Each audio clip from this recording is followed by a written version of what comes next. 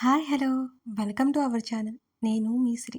ఈరోజు మనం చెప్పుకోబోయే కథ 'ప్రియ నేస్తం' పార్ట్ 82.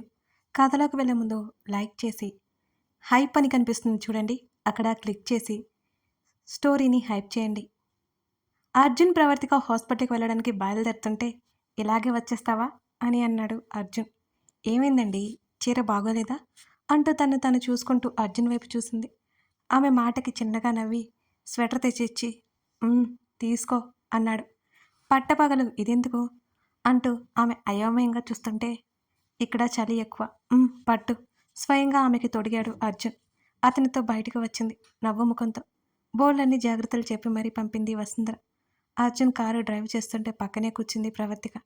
అతన్నే చూస్తోంది గడ్డం కింద చేతులు పెట్టుకుని మరి.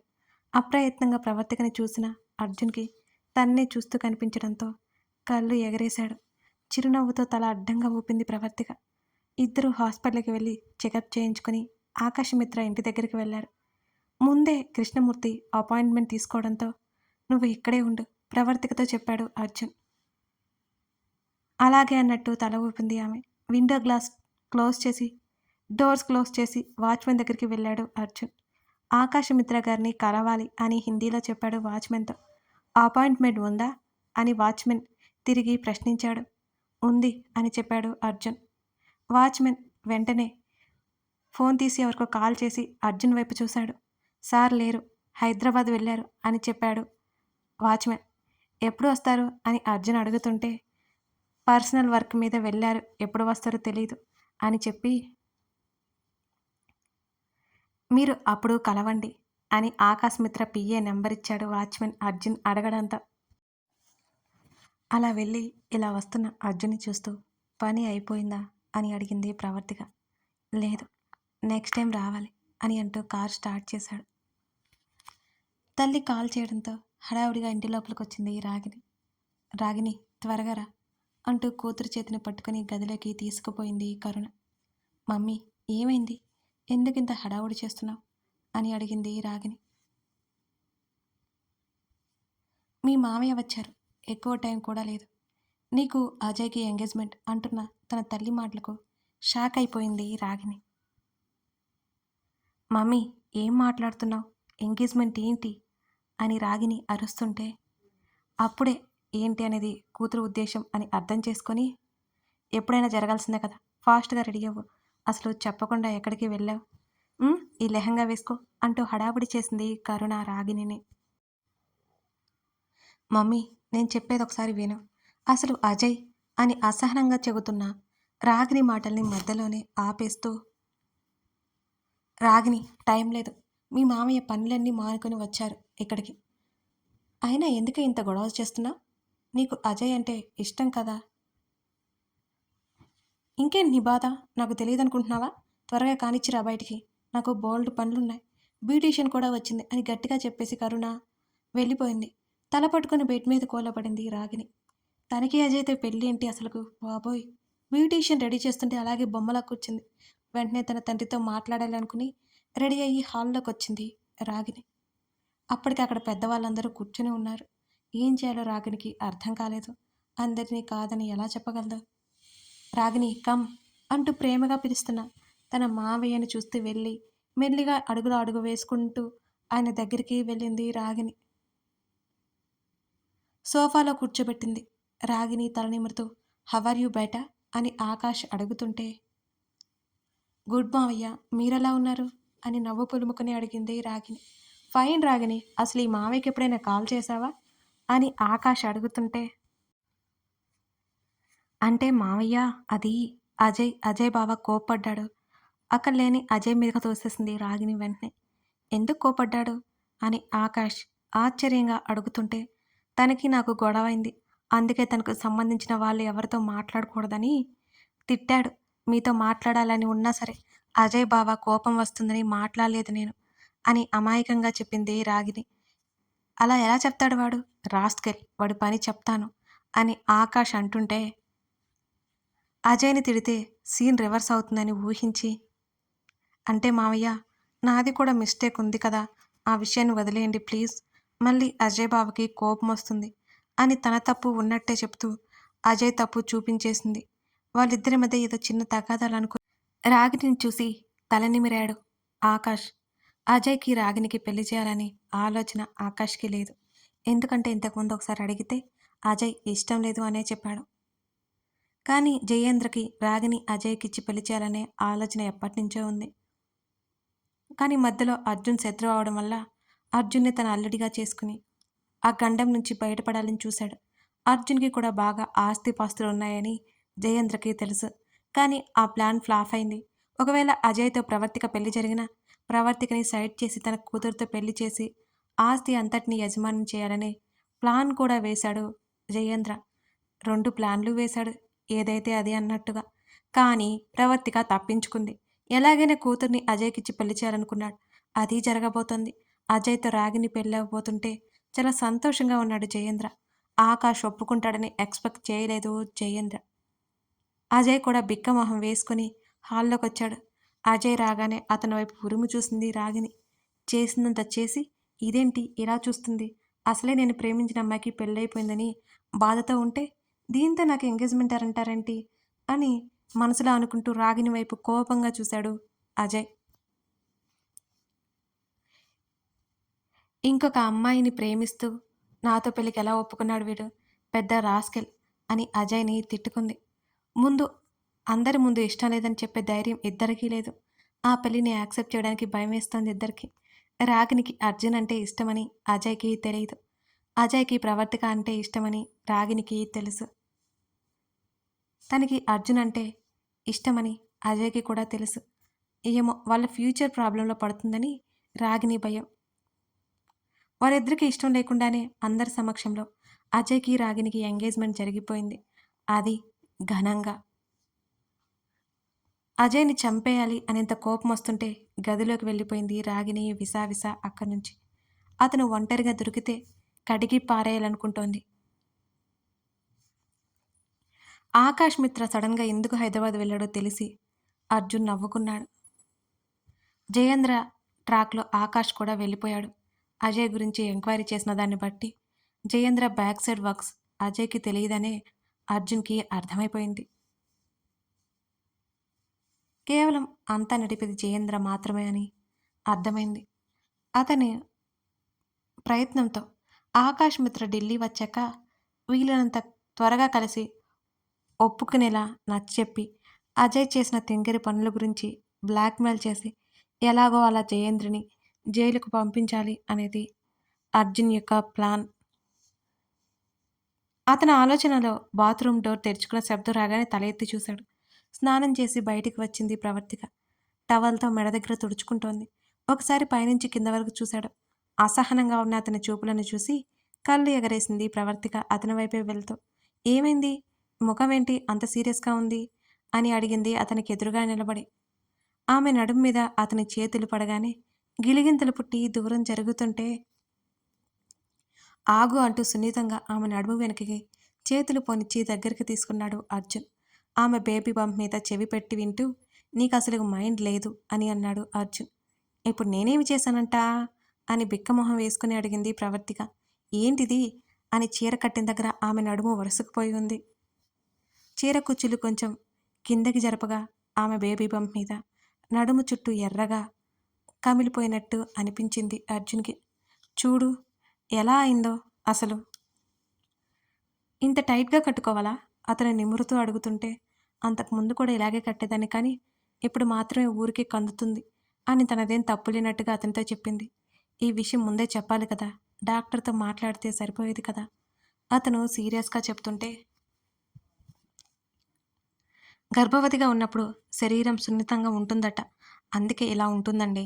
మీరు కంగారు పడిపోకండి అని అతనికేదో ధైర్యం చెబుతున్నట్టు మాట్లాడింది ప్రవర్తిక. ఆమె మాటలకు నిట్టూరుస్తూ, నేను మొన్న బ్యాగ్ పంపించాను కదా! అదెక్కడ? అని అర్జున్ అడిగాడు. ఆ!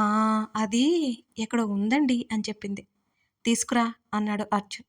అలాగని తల ఊపి వెళ్తుంటే, వెయిట్ నువ్విలా కూర్చో నేనే తీసుకొస్తాను అంటూ ఆ బ్యాగు ఎక్కడుందో చూసి తీసుకొచ్చి బెడ్ మీద పడేశాడు అర్జున్. అతను ఎలా పంపాడో అలాగే ఉన్న బట్టలు చూస్తూ ఆశ్చర్యంగా అతని తల తిప్పి చూశాడు. ఇబ్బందిగా నవ్వి అంటే అవి నాకు అలవాట్లేవండి అని చిన్నగా చెప్పింది ప్రవర్తిక. ఇలారా అంటూ ఆమెను దగ్గరికి తీసుకొని, నువ్వు ఇంకా చీరలు కట్టావు అంటే నీకు ఇబ్బందిగా ఉంటుంది. అర్థమవుతుందా? లోపలున్న బేబీకి కూడా ఇబ్బందిగా ఉంటుంది అని అర్జున్ నచ్చజెప్పబోతుంటే, నాకసలు ఇబ్బందే లేదు అని చెప్పింది. మధ్యలోకి దూరిపోతూ ప్రవర్తిక, ముందు నేను చెప్పేది విను. ఇవి అలవాటు చేసుకున్నావనుకో చాలా ఫ్రీగా ఉంటుంది నీకు అని చెప్తూ ముట్టుకుంటే మెత్తగా ఉన్న నైట్ వేర్స్ చూయించాడు. ఆమెకి ముఖం ఇబ్బందిగా పెట్టి అర్జున్ని చూసింది ప్రవర్తిక. ఒకసారి ట్రై చేయి. నీకు ఇబ్బందిగా ఉంటే అప్పుడు మానేద్దాం అని అతను అంతలా చెప్తుంటే కాదనలేకపోయింది ఆమె. అలాగే అన్నట్టు తల ఊపి ఒక డ్రెస్ తీసుకొని వెళ్ళిపోయింది మార్చుకోవడానికి అన్నట్టుగా. కాసేపటి తర్వాత నైట్ వేర్‌లో బయటకొచ్చింది. ఆమెను చూసి, అరే! ఎంత క్యూట్‌గా ఉన్నావో. అచ్చం చిన్నపిల్లలా అని నవ్వాడు అర్జున్. అతని మాటలకి మూతి ముడిచి ఆమె తల దించుకుంది. చీరలో హైట్, వెయిట్ కనిపిస్తావు కానీ అంత లేదనిపిస్తోంది ఇందులో అని అతను అనగానే ఉక్రోషంగా అతని పక్కన నిలబడి, చూడండి మీ చెవి దగ్గరికి ఉన్నాను.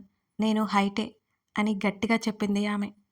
కూల్ కూల్ ఈ మాత్రం దానికి అంత ఆవేశపడిపో అక్కర్లేదు అని హత్తుకున్నాడు ఆమెను. చప్పున చల్లారిపోయింది అతని మీద కోపం. అతని మెడ చుట్టూ చేతులు వేసి అతని మెడ దగ్గర ఆమె ముఖం దాచుకుంది. శరీరాల మధ్య ఇన్ని రోజులు ఉన్న దూరాన్ని దగ్గర చేయమంటూ ఇద్దరి శరీరాలు పోరు పెడుతుంటే మోకాళ్ళ మీద కూర్చుని ఆమె ఆ బంప్ మీద ముద్ద పెట్టుకున్నాడతను. చిరునవ్వుతో అతని తల నిమురుతోంది. వెంటనే పైకి లేచి ఆమె భుజం దగ్గర టీషర్ట్ కిందకి లాగి ఆమె భుజం మీద పెదవులు ఆనించాడు. అతని స్పర్శ కావాలన్నట్టు ఇంకా దగ్గరగా హత్తుకుంది ప్రవర్తిక.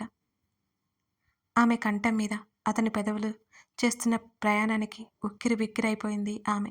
ఆమె శరీరం మీద నాట్యం చేస్తున్న అతని చేతుల స్పర్శకి ఇంకా గట్టిగా అతన్ని హత్తుకుంది.